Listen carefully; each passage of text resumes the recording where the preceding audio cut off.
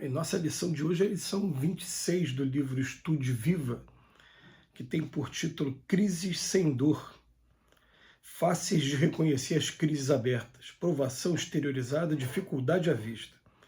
Surgem comumente na forma de moléstias, desencantos, acidentes ou suplícios do coração, atraindo o concurso espontâneo dos circunstantes a que se escoram as vítimas, vencendo com serenidade e valor tormentosos dias de angústia, como quem atravessa sem maiores riscos longos túneis de aflição.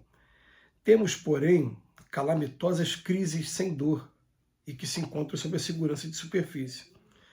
Quando nos acomodamos com a inércia a pretexto de haver trabalhado em demasia, nas ocasiões em que exigimos se nos faça o próximo arrimo indébito no jogo da usura ou no ataque da ambição, qualquer que seja o tempo em que venhamos a admitir nossa pretensa superioridade sobre os demais, sempre que nos julgamos infalíveis, ainda mesmo que desfrutando as mais elevadas posições das trilhas da humanidade, ou toda vez que nos acreditamos tão supostamente sábios e virtuosos que não mais necessitamos de avisos e corrigendas nos encargos que nos são próprios. Seja quais sejam os lances da existência que nos furtemos deliberadamente aos imperativos de autoeducação e de auxílio aos semelhantes, estamos em conjuntura perigosa de vida espiritual com a obrigação de esforçar-nos intensamente para não cair em mais baixo nível de sentimento e conduta.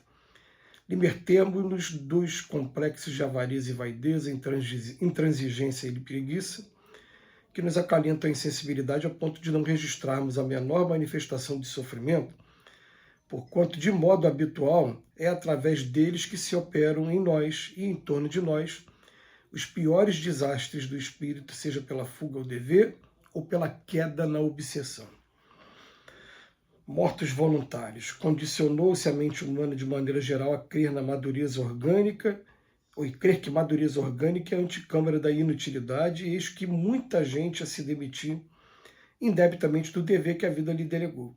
Inúmeros companheiros, porque hajam alcançado a aposentadoria profissional, ou pelo motivo de abraçarem garotos que lhe descendem do sangue, dizem-se no paralelo final da carreira física. Esquece-se de que o fruto amadurecido é a garantia de toda a renovação da espécie e rojam-se prostrados à soleira da inércia, proclamando-se desalentados. Falam em crepúsculo como se não contasse com a manhã do dia seguinte. Começam qualquer comentário em torno dos temas palpitantes do presente pela fase clássica. No meu tempo era assim. Enquanto isso, a vida ao redor é desafio incessante ao progresso e à transformação, chamando-os ao rejuvenescimento. Nós vamos interromper a leitura por aqui e a gente já entendeu aqui a proposta que o Emmanuel está querendo fazer no dia de hoje. Está mostrando para a gente que é fácil a gente reconhecer crise. Quando a crise aparece, ele enumera aqui uma enfermidade qualquer, uma moléstia, um desencanto, um acidente ou algum suplício do coração. Mas ele vem dizer para a gente que a gente está passando comumente aqui na Terra por crises sem dor, e que essas crises sem dor são justamente aquele momento que a gente acha que está tudo bem e relaxa das nossas obrigações. E é claro, se a gente nasceu com uma determinada missão a cumprir e essa missão não é cumprida, ela vai trazer sofrimentos lá na frente. Mas o Emmanuel vem enumerar, inclusive, algumas situações dessa de crise sem dor, essa crise que às vezes a gente não sente o que está passando. A primeira que ele coloca, quando nos acomodamos com a inércia, a pretexto de haver trabalhado em demasia. Eu já trabalhei demais. Eu estou envelhecendo, a corda está arrebentando. Aí o Chico fala, olha, trabalha, porque o Emmanuel está aqui do meu lado dizendo que quanto mais a gente trabalha, mais a corda engrossa. As pessoas não estão sabendo envelhecer, na verdade, né? O próprio Chico Xavier, ele deu um exemplo espetacular, que até os 60 anos de idade ele havia escrito 100 livros. Ele se aposenta quando ele fica em casa, na idade que na época era considerada a idade senil, 60, a idade que a maioria das pessoas iam para a praça jogar dama, né? O que acontece? Ele triplica o trabalho dele. Ele tinha escrito 100, ele escreve mais de 300, e quando ele desencarnou tinha 412 livros publicados. Quer dizer, olha a capacidade de produção. Agora eu já não tenho mais a obrigação com o meu trabalho, No caso do Chico Xavier, não porque ele não nasceu na última encarnação para o casamento, mas até a libido dá aquela esfriada quando a gente chega a 60 anos de idade, dá maior liberdade para que a gente possa estar desempenhando as nossas funções e os nossos trabalhos. Aí depois ele fala, nas ocasiões em que exigimos que alguma pessoa seja o arrimo nosso de jogo de usura no ataque da ambição.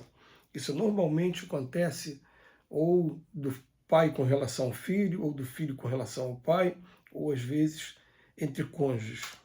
Ah, eu fiquei velho, agora eu tenho que ter, eu já trabalhei tanto, agora eu tenho que alguém me sustentar agora, fazer por mim, já fiz tanto por vocês, agora é hora de eu pendurar a chuteira aqui. Olha as situações que o Emmanuel está trazendo para a gente. A terceira, qualquer que seja o tempo em que viemos admitir nossa pretensa superioridade sobre os demais, eu começo a me sentir superior a todo mundo. É uma crise sem dúvida. A quarta que ele fala, quando a gente se julga infalível, eu já aprendi tudo, agora né, é muito difícil me derrubar e não se adapta. E a última é quando a gente se acredita sábio, virtuoso e não necessita mais de aviso, de corrigenda. Aliás, Emmanuel fala isso e daqui a pouco o André Luiz, na lição seguinte, ele vem trazer uma situação também para a gente, que a vida é desafio incessante ao progresso e à transformação, chamando-os ao rejuvenescimento. E eu fiquei pensando assim, né? Primeiro a gente assistiu pessoas que eram da época da máquina de datilografar e que batiam com os 10 dedos, se orgulhavam de usar os 10 dedos, não ficar no cata-cata igual a maioria de nós hoje faz aqui no computador. E eles tiveram uma resistência a se adaptar ao computador. Quando começaram a ver que tudo estava circulando em torno do computador, e é assim que acontece hoje, eu recebo hoje uma informação pela rede social de que vai ter um show em dezembro desse ano. Olha que dezembro está muito perto. Nós estamos no mês de agosto, né? Então, dezembro está muito perto. Mas vai abrir agora a venda e a venda termina em 5 dias. Se eu quiser ir no show em novembro, eu não consigo mais ir. Acabou, não tem mais ingresso. Se você não se adaptar à vida que a rede social, que a informática, ela impôs para a gente, você vai ficar excluído de um montão de coisa. E mais ainda, hoje tem a inteligência artificial. Hoje tem uma coisa interessante, né?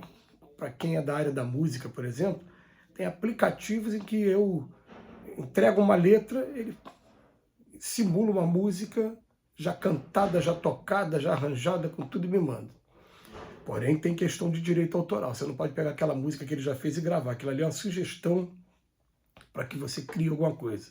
Se você criar, daqui a pouco pode ter um problema com o direito autoral. Hoje a gente tem a inteligência artificial simulando vídeos em que aparece o nosso rosto, a nossa voz, o timbre de voz, e a gente tem que começar a identificar aonde, como é que eu faço para saber quando é verdade e quando não é, e ficar preparado também, porque a qualquer hora, se eu incomodar determinados grupos de interesse, pode ser que utilize algum desses vídeos contra mim, como acontece muito na política ou nas disputas aí por poder dos órgãos públicos. Então, se eu não me adaptar a isso, eu fico como vítima o tempo todo. A vítima que está acontecendo com muita gente, que tanto na polarização política, tanto que professa um lado como o outro, recebe diariamente dezenas de vídeos que são produzidos por empresas especializadas nesse tipo de trabalho mesmo, em influenciar a gente. Teve uma época em que era somente a imprensa pública que a gente conhecia, é privada, mas estou falando pública porque eram os únicos que a gente tinha acesso, né? Então, agora não, agora as redes sociais fazem isso de maneira espontânea. Então, a gente tem que se adaptar e essas são crises sem dor. Eu vou acrescentar algumas crises sem dor aqui ao estudo do Emmanuel hoje. Aquela pessoa que abre mão do trabalho para ficar o tempo todo na frente da televisão assistindo as séries de TV e os filmes em qualquer plataforma dessa de streaming que está à disposição da gente. Quanto tempo se joga fora? A pessoa fala assim com o maior prazer. Eu maratonei, foi tão bom, gostei tanto daquela aventura que eu fiquei. Aí vai somar, eu assisti 80 episódios de 1 hora cada. E aí, isso te acrescentou o quê? Em que você cresceu com isso? E o seu trabalho está cumprido? A sua missão está sendo cumprida? A sua responsabilidade? daqui a pouco a dor na consciência vem. Esse tema é um tema bastante interessante. Muito obrigado, Emmanuel, pela reflexão, e André Luiz também. Que Jesus nos abençoe hoje e sempre.